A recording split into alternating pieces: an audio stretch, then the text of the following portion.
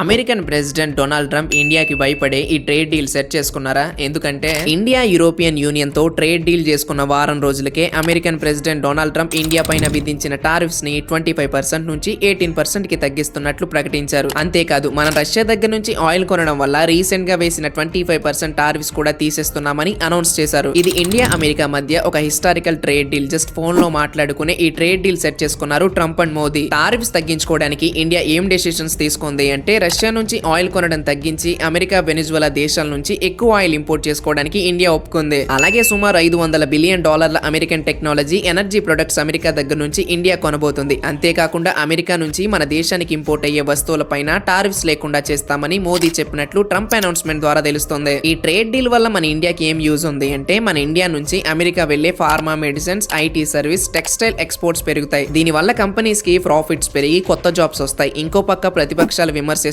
ఏంటంటే ఈ trade deal లో భారత్ అమెరికా దగ్గర పూర్తిగా లొంగిపోయిందని, తక్కువ రేట్ కి ఆయిల్ వస్తున్న రష్యా దగ్గర నుంచి ఆయిల్ కొనడం మానేస్తే పెట్రోల్ రేట్స్ పెరిగే ఛాన్స్ ఉందని విమర్శిస్తున్నారు. అమెరికా దగ్గర నుంచి వచ్చే డైరీ ప్రొడక్ట్స్ పైన ఇండియా టారిఫ్స్ తగ్గిస్తే ఇండియాలో రైతులు నష్టపోతారని అంటున్నారు. మరి అమెరికా ఇండియా ట్రేడ్ డీల్ పైన మీ ఒపీనియన్ ఏంటో కామెంట్ చేయండి.